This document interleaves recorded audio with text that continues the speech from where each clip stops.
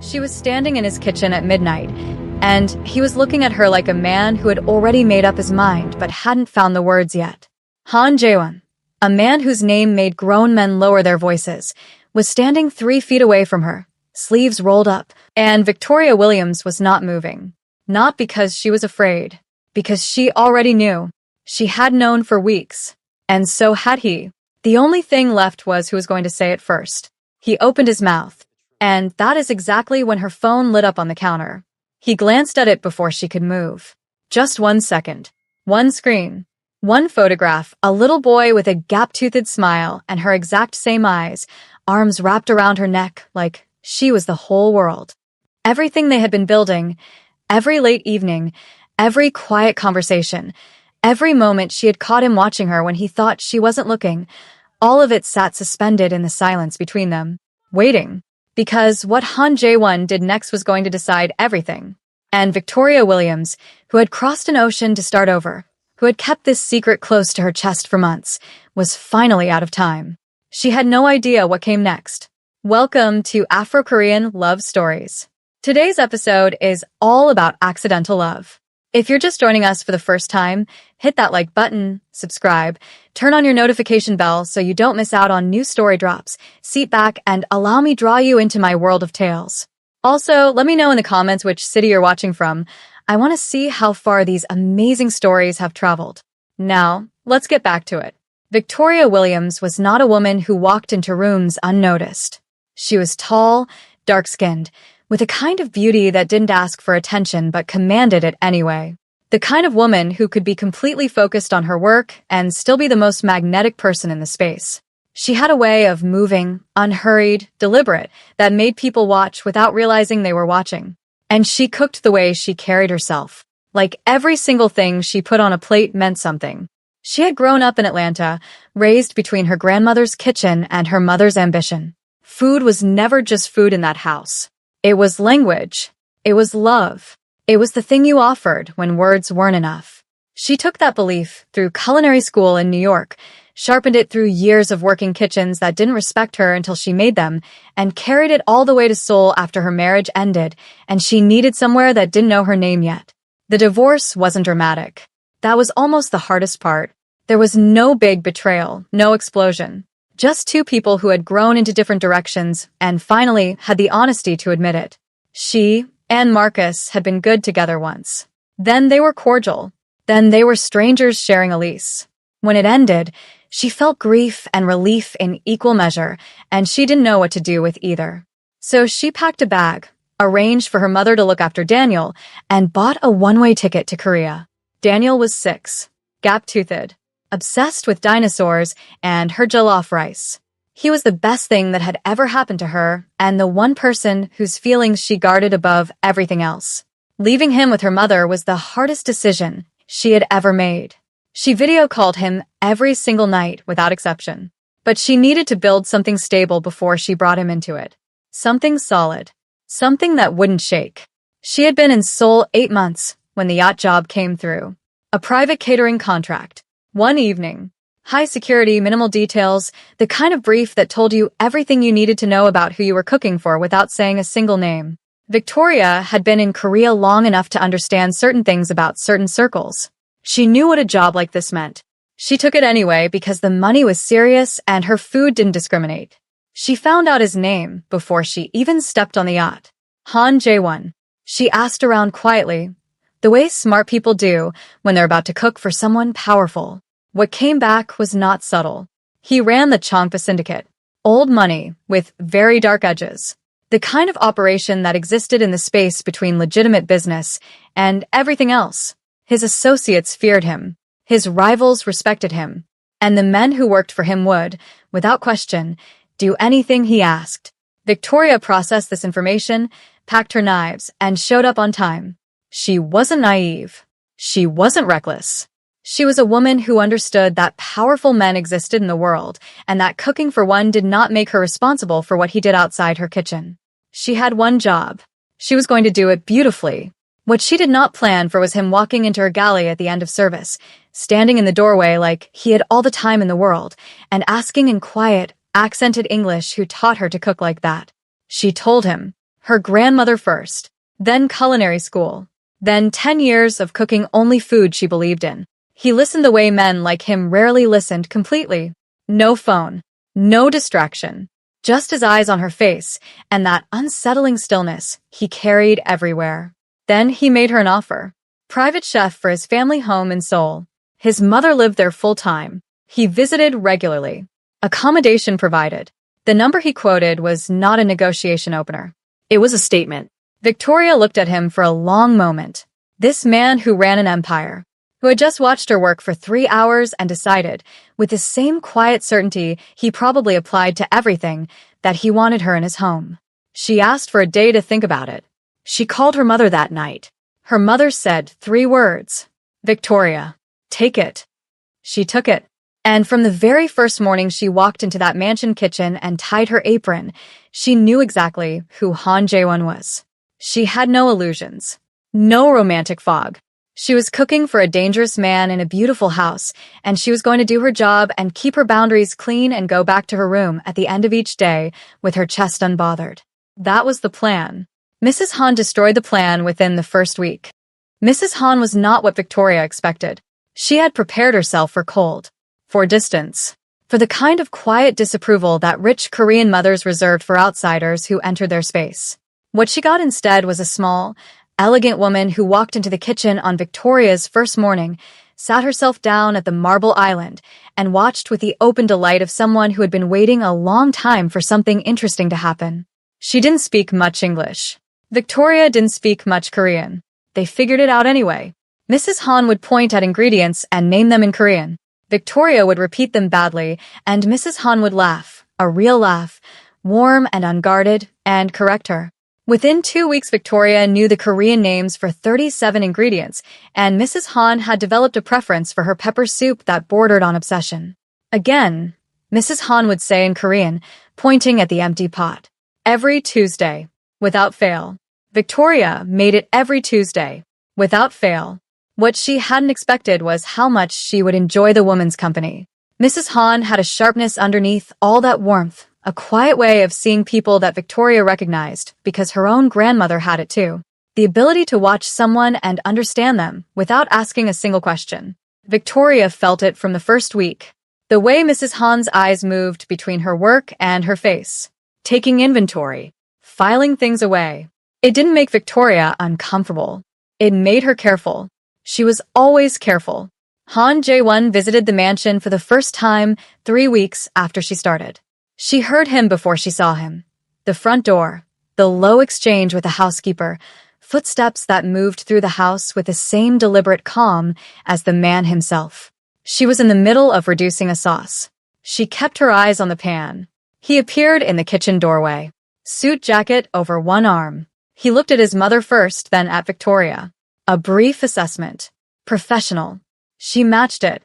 Victoria, Mrs. Han said proudly, gesturing between them like she was introducing royalty to royalty. We've met, Jae-won said. I remember, Victoria said. He nodded once. Spoke to his mother in Korean for a few minutes. Then left. Victoria heard him moving through the upper floors of the house. She finished her sauce. She noted, without attaching anything to it, that he moved through that house like a man who carried a great deal of weight very quietly. He came back 4 days later, and 4 days after that. The visits were always framed around his mother. He would come in, speak to Mrs. Han, handle whatever business existed between them, and then, without any obvious intention, end up in the kitchen, standing at the island, watching Victoria work. Not intrusively, not inappropriately. Just present, in the way that certain people are present, like the air in a room rearranges itself slightly around them. The first time he stayed longer than 20 minutes, Victoria looked up from her cutting board and said, "Are you going to stand there, or are you going to be useful?" He blinked. Just once. "What do you need?" "Peel those garlic cloves." He took off his jacket, rolled up his sleeves, sat down, and peeled garlic with the focused seriousness of a man defusing something. Victoria kept her face neutral. But something about the image. This man, this particular man, sitting in her kitchen peeling garlic at 7 in the evening, sat with her longer than she expected. They talked that night. Not about anything significant at first. She asked him if he'd eaten. He said he hadn't. She fed him without making it an event, just set a plate down in front of him the way she would for anyone, and he ate in silence for a moment before saying it was the best thing he'd tasted since his grandmother's cooking. Victoria said thank you, without looking up. He asked about the dish. She told him. He asked where the combination came from. She explained it, the Korean base she'd been studying, the West African technique she'd grown up with, the way the two didn't clash, but rather completed each other. He listened, all the way through. No interruptions. You think about food the way I think about architecture, he said when she finished. Every piece has to justify its place in the structure. Victoria looked at him then. Really looked. That's exactly it, she said. And the surprise in her own voice was something she filed away quietly and didn't examine until much later. He came back the following week. Then twice the week after.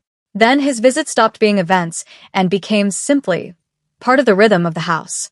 Mrs. Han never commented. She just smiled into her tea every time she heard his car in the driveway and pretended to be very interested in her garden magazine. Victoria noticed. She noticed everything.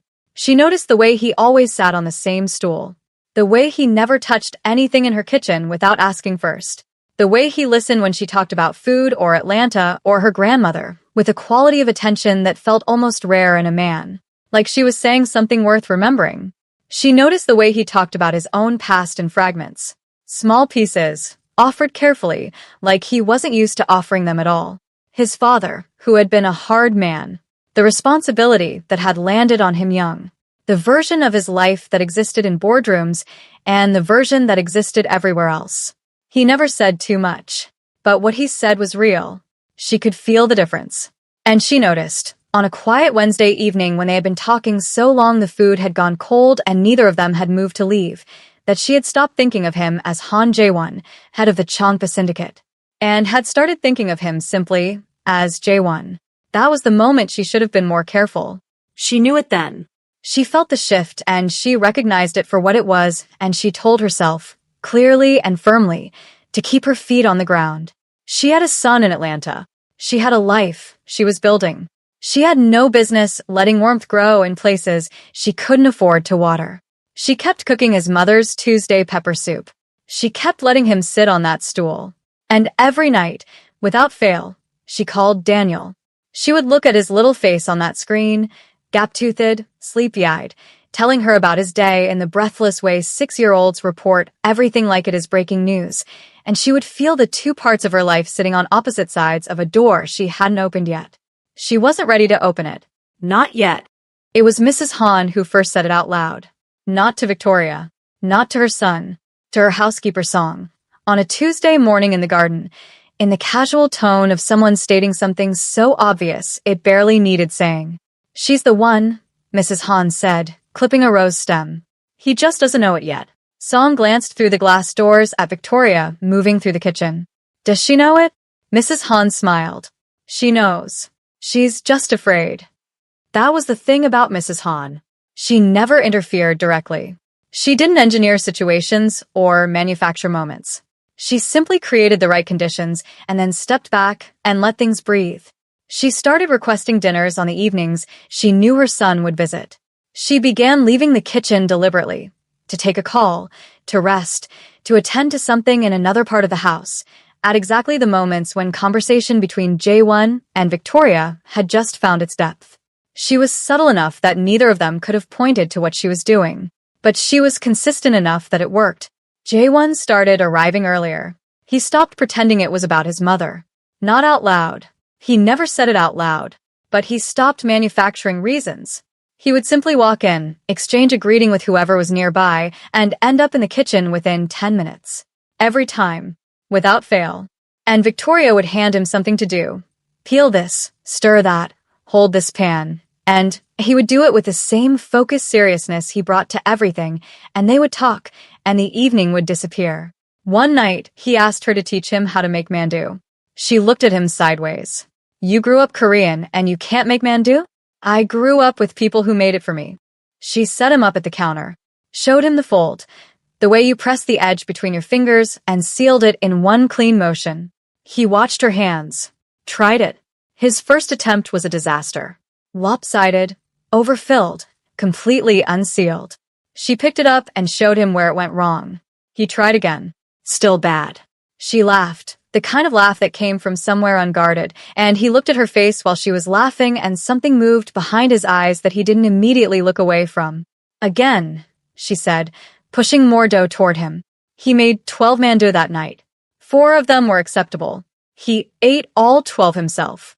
Victoria cleaned up the counter and did not think about the way he'd looked at her. She was very deliberate about not thinking about it. What she could not stop thinking about, what sat with her on the walk back to her room that night and the night after that, was the conversation they'd had while making the mandu. He had asked about her life before Seoul. Not intrusively, just with that quiet, genuine curiosity he had. And she had told him things she hadn't planned to tell him. About New York. About the marriage. About the particular loneliness of being in a relationship that looked fine from every angle except from the inside. She hadn't used Marcus's name. She hadn't gone into detail. But she had said more than she intended, and he had received it without commentary, without advice, without the urge so many people had to fill silence with solutions. He just said, starting over takes a particular kind of courage. That was all. She had turned back to the stove so he wouldn't see her face. The shift happened on a Friday evening in the 4th month, the kind of evening that starts ordinary and ends up meaning something. Victoria was at the stove, music low, the kitchen warm and smelling of sesame and browned butter. Jae-won was on his usual stool. They had been talking for over an hour, about nothing heavy, just the easy back and forth that had become the texture of his visits, when the conversation found a quiet moment and neither of them filled it immediately. That had been happening more lately. The comfortable silences. The kind that didn't need filling. Jae-won was watching her plate a dish when he said, "You seem settled here now. More than when you first came." Victoria considered it honestly. Korea got under my skin faster than I expected. Is that a good thing? She looked up at him. I think so. He held her gaze for just a beat longer than necessary, then looked back down at the counter. Victoria turned back to her plating. But something in the room had shifted, a degree or two, barely measurable, the kind of shift you feel before you can name it. Mrs. Han chose that exact moment to announce she was tired and going to bed early. Victoria did not miss the small smile on the woman's face as she left. She and Jae-won were alone in the kitchen. This had happened before. It wasn't new, but that evening it felt different in a way that neither of them addressed directly. They kept talking. The food went cold. Neither of them moved to leave. And at some point Victoria became aware that Jae-won was not talking to her the way a man talks to someone who works in his mother's house. He was talking to her the way a man talks to someone he thinks about when she isn't in the room. She felt it. She didn't say it. She kept her feet on the ground and her hands busy and her expression professional. But that night, lying in bed, she stared at the ceiling for a long time. Weeks passed. The tension between them didn't break. It just kept building, slowly, the way pressure builds in something sealed. Every visit added a layer. Every conversation left something unresolved. Victoria was not a woman who confused herself easily, but she was finding it increasingly difficult to be in the same room as Han Jae-won and feel nothing. And the most inconvenient part was that he wasn't doing anything wrong. He wasn't pushing. He wasn't crossing lines. He was just present. Consistently, quietly, devastatingly present. And that was somehow worse than anything obvious would have been. She booked her flight home at the end of the 5th month. She needed to see Daniel. She needed her mother's kitchen and her son's arms around her neck and the familiar weight of her real life to remind her what she was building all of this for. She told Mrs. Han 2 weeks in advance. Mrs. Han hugged her like she was sending off a daughter. She told Jae-won on a Tuesday evening while she was labeling containers in the refrigerator. Casual. Matter of fact. I'm taking a few weeks off. Going back to the States. She had her back to him, so she didn't see his face. But she heard the pause. When he asked. End of the week. Another pause. Longer this time. Okay, he said. That was all. Just okay. But the words sat in the room with a weight that okay doesn't usually carry. She left on a Saturday morning. The house was quiet when she wheeled her suitcase to the front door. Mrs. Han had pressed a small wrapped package into her hands. Something for Daniel, she said. Victoria had held the woman a little longer than she intended. The drive to the airport was ordinary. Her flight was on time. She landed in Atlanta and walked out of arrivals, and Daniel came running across the floor toward her with his arms already open before he even reached her, and she dropped to her knees and caught him and held him so tight he squealed and laughed, and she pressed her face into his neck and breathed him in, and didn't say anything for a long time. This was what everything was for. Meanwhile, in Seoul, Han Jae-won arrived at the mansion on Wednesday evening. He walked through the front door, exchanged a greeting with Song, moved toward the kitchen, and stopped. The kitchen was quiet, clean, still. No music, no warmth rising from the stove, no Victoria. He stood in the doorway for a moment longer than made sense, then walked to the island and sat down anyway. Mrs. Han appeared with tea and set a cup in front of him. She sat across from him. She looked at her son, this man who had built an empire on control and composure, sitting in an empty kitchen on a Wednesday evening for no reason he would admit to. She set down her cup. Jae-won, she said quietly. When did you last want to be somewhere just because of a person? Not business. Not obligation. Just because of a person. He didn't answer immediately. She'll be back in a few weeks, Mrs. Han said. But I want you to think about something while she's gone. Every week you come here more than you go anywhere else. You sit in that kitchen, and you come alive in a way I haven't seen in years. And you leave every time looking like a man who forgot to say something important. Jae-won stared at the marble counter. I don't know how to do this, he said finally. Low. Honest. The kind of honest that only came out in his mother's kitchen. You don't need to know how, she said. You just need to decide if you want to. The silence that followed was long. Mrs. Han waited. She was good at waiting. When Jae-won finally looked up, something in his face had settled. Quiet. Resolved. The way a man looks when he stops fighting something and simply accepts it. When she gets back, he said. Mrs. Han picked up her tea. Good. Now here is what I need you to think about for a second. Mrs. Han has watched every single moment of this. Every long evening. Every comfortable silence. Every time her son drove across the city on a Wednesday for no reason, he would say out loud. She has been sitting in the background, quiet and patient, rooting for both of them without either of them knowing. She has been the architect of every moment they found themselves alone together. But here's the part that gets me. Victoria told Mrs. Han about Daniel. She trusted her with the one thing she hadn't told anyone else in that house. And Mrs. Han, this woman who loves her son, who wants nothing more than to see him choose something real, kept that secret. She never told him, not once. She let Victoria carry it on her own terms. So, I need to know what you think. Was Mrs. Han right to stay quiet? Should she have told her son about Daniel herself? Or was protecting Victoria's secret the most loving thing she could have done for both of them? Drop your answer in the comments right now. And if you are new here and this story has you this invested already, hit that subscribe button, turn on the notification bell so you don't miss out on new stories when they drop, because it only gets better from here. Now, let's get back to the story. She came back on a Tuesday. Of course she did. Mrs. Han had made sure of it, had casually mentioned the Tuesday pepper soup during one of their calls, had said the kitchen missed her, had said nothing at all about her son but had somehow communicated everything. Victoria landed in Seoul on a Monday night, slept in her own bed in the mansion for the first time in weeks, and woke up Tuesday morning feeling something she didn't immediately name. She was home. That thought sat with her quietly while she tied her apron. She cooked all morning. Mrs. Han came down early and sat at the island, and they fell back into their rhythm like no time had passed. Korean words exchanged badly and corrected warmly. Laughter over small things, the particular comfort of two women who understood each other without needing to explain themselves. Victoria had brought back ingredients she couldn't find in Seoul.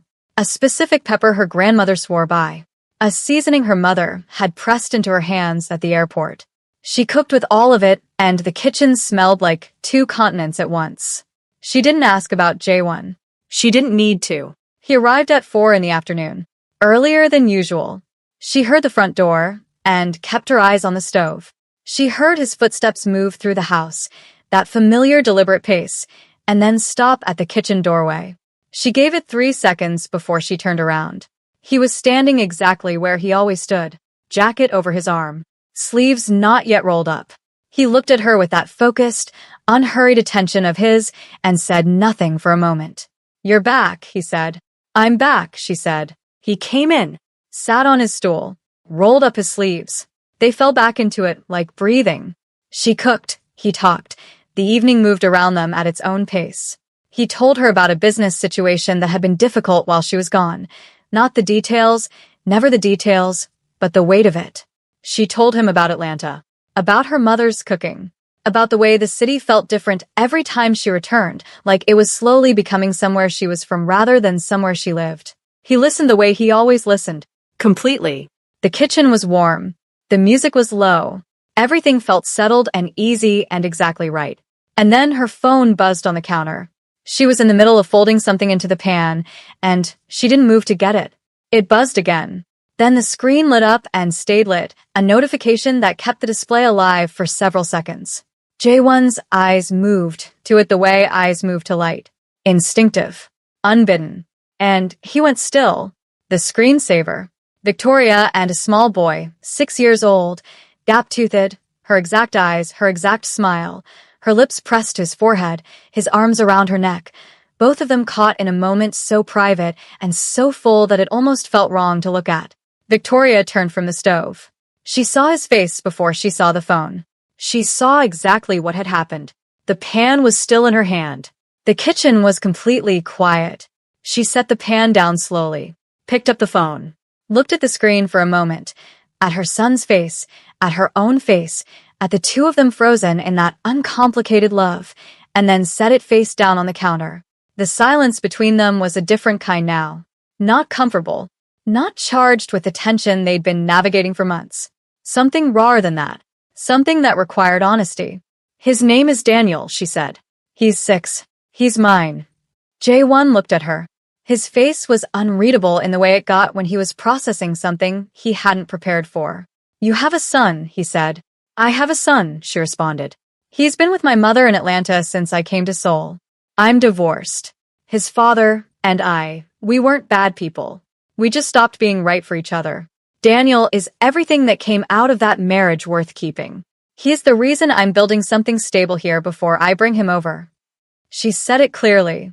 No apology in her voice. No performance. Just the truth, laid out clean and direct, the way she did everything.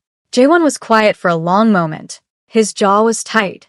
Not with anger. She knew his anger face, had seen it once at a phone call that interrupted dinner, and it looked nothing like this. This was something else. Something internal. A man recalibrating. "Why didn't you tell me?" he asked. "Because I didn't think it necessary," she replied with a genuine look on her face. "And because Daniel is not a footnote I attach to introductions. He's my whole life. I tell people about him when it means something." The implication of that last sentence settled in the space between them. Jaewon looked at her for a long moment. Then he nodded once, stood up, picked up his jacket. "Dinner smells ready," he said. And he left the kitchen. Victoria stood at the counter and listened to his footsteps move through the house. The front door opened, closed. She waited until the sound of his car faded completely before she let out the breath she had been holding. She didn't cry. She wasn't built for that kind of release. She just stood in that kitchen, the kitchen that had become the safest place she'd found in years, and felt the particular ache of a thing shifting in a direction she couldn't control. She had known this moment was coming. She had prepared herself for it, and it still landed exactly where she hadn't protected. Upstairs, Mrs. Han had heard the front door. She sat in her chair by the window and looked out at the empty driveway for a long time. She had kept Victoria's secret because it wasn't hers to tell. But she had always known this moment would come. She had just hoped the foundation between them would be strong enough to hold the weight of it when it did. She picked up her prayer beads. She hoped she was right. Jaewon drove for 40 minutes without a destination. The city moved past the windows in streaks of light, and he didn't see any of it. His mind was doing what his mind always did with problems, turning them over methodically, examining every surface, looking for the angle that made sense. A son. 6 years old. A divorce. A life in Atlanta that existed before Seoul, before his mother's kitchen, before any of this. He wasn't angry. That surprised him slightly. He had expected anger, or something that felt like it. What he felt instead was more uncomfortable. A question he didn't know the answer to sitting in the center of his chest and refusing to move. He was Han Jae-won. He had built an empire on knowing exactly what he was walking into before he walked into it. He did not do uncertainty. He did not do variables he hadn't accounted for. He did not do this. Whatever this was. A woman with a full life and a child and a history that predated him and would outlast him, if he wasn't careful. He could walk away cleanly. Nothing had been declared. Nothing had been promised. He could simply pull back, let the visits become less frequent, let the distance do what distance does. He drove past the turnoff to his apartment. He kept driving. Because the other thing, the thing underneath all the careful reasoning, was the image of her face when she said, "Daniel is my whole life." The way she said it without softening it or apologizing for it. The way she stood in that kitchen and told the truth like she had never once considered doing anything else. And the way that image sat next to every evening on that stool. Every conversation. Every laugh he hadn't planned on. Every time he had driven across the city on a Wednesday and told himself it was about his mother. He pulled over. Sat in the silence of the car for a long time. He didn't have the answer yet. But he knew, with the same quiet certainty he brought to every decision that mattered, that walking away cleanly was no longer actually an option. It hadn't been for a while. He gave himself a week. Not to decide whether he wanted her. That had been decided somewhere around the 4th month without his permission. But to decide whether he was capable of being what this required. Because wanting Victoria Williams was one thing. Stepping into the full reality of her life was something else entirely. And Han Jae-won did not make commitments he wasn't prepared to honor. He thought about it the way he thought about everything important. Quietly. Thoroughly. Without rushing toward a conclusion before he had examined every part of the question. He thought about what it meant to love a child that carried another man's history. Whether he could look at a boy he hadn't chosen and choose him anyway. Whether the empire he had built, the world he operated in, the weight he carried, was something he could ask a woman and her son to exist anywhere near. That last question was the heaviest one. He sat with it for 3 days before he called his most trusted man and asked a question he had never asked before. If I had someone I needed to protect, not business, personal, a woman and a child, could it be done without them ever feeling it? The answer was yes. It could be done. It would simply be done. He sat with that for one more day. Then he got in his car and drove to the mansion. Victoria was in the kitchen. She heard him come in and kept her back to the doorway, not coldly, just giving him the space to enter on his own terms. He came in, sat on his stool. She set a cup of tea in front of him without being asked and went back to what she was doing. They were quiet for a moment. "I owe you a conversation," he said. "You don't owe me anything," she said. "Victoria." She stopped, turned around. He was looking at her with that direct, undeflected attention of his, no performance in it, no careful distance. Just him. "I pulled back," he said. "I want you to know that I know I did that. And I want you to know it wasn't about Daniel." She waited. "It was about me not knowing how to do this. Any of this." He paused. "My world is not simple. Bringing someone into it is not something I do lightly. Bringing a child into the edges of it is something I had to think about seriously." "And," she said, "and I've thought about it." The kitchen was very quiet. "I don't have a blueprint for this," he said. "I want to be honest with you about that. But I know what I want. And I know that driving away from here a week ago and telling myself I could leave it alone was..." He stopped. It wasn't honest. Victoria looked at him for a long moment. This man. This complicated, guarded, unexpectedly gentle man who peeled garlic in her kitchen and listened like listening meant something and had spent a week thinking seriously about whether he could protect her son before he came back to say any of this. "Daniel comes first," she said. "Always. Before whatever this is. Before whatever we become. He is non-negotiable." "I know that," he said. "I knew that before you said it. And my past is my past. Marcus is Daniel's father, and he will always be in that picture. That doesn't change." "I know that too." She studied him. "You thought about all of this." "I think about everything," he said. "You know that." The corner of her mouth moved. Almost a smile. "I know that." He looked at her, just looked, openly, the careful distance finally gone. "I'd like to try," he said. "If you'll let me." Victoria was quiet for a moment. Then she turned back to the stove. You can start by not burning that sauce you've been ignoring for the last 5 minutes, she said. He looked down. The sauce on the back burner was beginning to catch. He stood up quickly. She handed him a spoon without looking at him. He stirred. She kept cooking. Their arms were close in the small space of the stove, and neither of them moved away. That was how it began. Not with a grand declaration. Not with anything that announced itself. Just two people standing close in a warm kitchen choosing, quietly and deliberately, to stop pretending. 3 weeks later, Victoria called her mother. Mama. I need you to bring Daniel. Her mother didn't ask any questions. She simply said, we'll be there Friday. Victoria stood in her room after the call and felt the two halves of her life moving toward each other for the first time. It terrified her. It also felt like the most right thing she had done in years. She told Jaewon that evening, casual, from the stove, the same way she told him everything important. Daniel is coming Friday. With my mother. She had her back to him.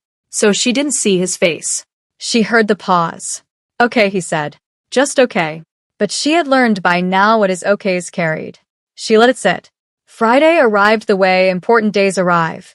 Ordinary on the surface, enormous underneath. Victoria was at the front of the mansion when the car pulled up. Daniel came out of the back seat before it fully stopped, sneakers hitting the gravel with immediate intent, eyes going wide at the sight of the building in front of him. Mommy, he said, turning to her with complete seriousness. This is the biggest house I have ever seen in my life. She caught him mid-run, lifted him, held him so tight he laughed and squirmed. She pressed her face into his neck and breathed him in. That specific smell, her son, her whole heart walking around outside her body, and for a moment the rest of the world didn't exist. Her mother emerged from the car with the slow grace of a woman who had never been in a hurry. Grace Williams looked at the mansion, looked at her daughter's face, and nodded once with a quiet satisfaction of someone whose prayers had been landing. Jaewon arrived that afternoon. Victoria was in the kitchen with Daniel sitting on the counter, on his stool, the one that belonged to Jaewon, watching her work and asking questions about every single utensil with the relentless curiosity of a 6-year-old who had recently decided he wanted to be a chef. Victoria was answering every question with complete seriousness because Daniel deserved to be taken seriously, and she had always believed that. She heard Jaewon's footsteps in the hall. She felt Daniel look up. Jaewon appeared in the doorway. He stopped. Daniel looked at him with a frank, unfiltered assessment that only children are capable of. Head slightly tilted, taking full inventory. Are you the man that lives here? Daniel asked. My mother lives here, Jaewon said. Daniel considered this. That's kind of the same thing. Victoria kept her face neutral. She felt Jaewon absorb this with what she could only describe as dignified acceptance. He walked to the island. And instead of sitting at the far end, the careful distance he might have kept, he sat right next to Daniel. Close. Natural. Like it was the obvious thing to do. What's your name? He asked. Daniel Elijah Williams. Daniel said with full ceremony. What's yours? Han Jaewon. Daniel attempted it. Han Jaewon. Close enough, Jaewon said. Daniel nodded, satisfied. Then do you know how to cook? Not very well. Daniel's eyes went wide, horrified. But you live here. My mother's chef is very good, Jaewon said. I haven't needed to learn. Daniel turned to Victoria with an expression of genuine concern. Mommy, we have to teach him. Victoria looked at Jaewon over Daniel's head. Jaewon looked back at her, and something passed between them, warm and private and full, that neither of them needed to name. Yes, Victoria said. We do. The evening that followed was not dramatic. It was not cinematic in the way people imagine love stories are supposed to be. It was just an evening. Daniel talked continuously, in the way 6-year-olds talk, as though silence was a problem that required solving. He taught Jaewon the Korean word for hungry, which he had learned from Victoria and pronounced with enormous pride. He asked why Jaewon's suits were so dressy. He informed him that dinosaurs were more interesting than business. He ate 3 helpings of Victoria's food and announced loudly that his mother was the best cook in the entire world and that this was a scientific fact. Jaewon agreed that it was a scientific fact. At some point, Daniel fell asleep on the sitting room couch mid-sentence, one hand still loosely holding a toy he had carried from Atlanta. Jaewon looked at him for a long moment. This small person. This gap-toothed, loud, completely unguarded child who had walked into his mother's house and treated him like a normal person within 30 seconds of meeting him. Something moved in his chest. Enormous and quiet and completely unexpected. He reached over and pulled the blanket off the back of the couch. Laid it over Daniel carefully. Stood up. Victoria was watching from the doorway. She had seen the whole thing. He looked at her. She looked at him. Neither of them said anything because nothing needed to be said. Some moments carry their own language. Later, after Grace had retired and Mrs. Han had gone to bed glowing with a satisfaction she didn't bother to hide, Victoria and Jaewon stood in the kitchen for the last time that evening. Cleaning up, side by side. Comfortable in the silence the way they had always been comfortable in the silence. He's extraordinary, Jaewon said quietly. I know, Victoria said. He has your eyes. Everyone says that. They're right. She looked at him. He was looking at the counter, drawing a dish with the focused attention he gave everything. And she felt it, the fullness of the moment. This man in her kitchen. Her son asleep in the next room. Her mother down the hall. Soul outside the window. All of it converging into something she hadn't known she was building until it was already built. Jaewon, she said. He looked up. She didn't say anything else. She didn't need to. He set down the dish. And for the first time, slowly, without performance, without the careful distance that had defined every moment between them until now, he closed the space between them completely. It wasn't a beginning. It was a recognition. The acknowledgement of something that had already been true for longer than either of them had been willing to admit. Outside the kitchen window, Soul burned with its usual brilliant indifference. Inside, something small and real and extraordinarily unlikely had taken root in the space between a Korean man who had built walls around everything he valued and an African woman who had crossed an ocean to find solid ground. They had found it in each other. Not perfectly. Not without complication. Not without the weight of who he was and what that meant and the conversation they would have to keep having as this became real. But solidly. Genuinely. In the way that things built slowly and honestly tend to hold. Daniel slept soundly in the next room, one hand open, already at home. Mrs. Han lay awake upstairs and smiled at the ceiling. And Han Jaewon, who had never once in his life done anything without a blueprint, stood in a warm kitchen with a woman who made him feel like the beginning of something and decided that this, for the first time, was enough. This is what it looks like when two people stop running from the most inconvenient, most complicated, most undeniable thing that has ever happened to them. It looks like a kitchen at night, a sleeping child, and two people choosing each other in the quiet. So, let me ask you this. Would you have stayed, knowing who he was, knowing the world he operated in? Would you have let yourself fall the way Victoria fell? And for those of you who have ever loved someone who came with a life already built, a past, a child, a history that preceded you, was it worth choosing them anyway? And one more thing. Han Jaewon covered that little boy with a blanket without being asked, without an audience, without anyone to see it. What does that tell you about who he really is underneath everything? Drop your answers below. This community is built on stories like this one, and I read every single comment. If this episode moved you, share it with someone who needs a reminder that love doesn't always arrive the way you planned it. Subscribe if you haven't already and turn on your notifications because the next story is already waiting. And until then, take care of yourself. Real love is patient, and it always finds its way.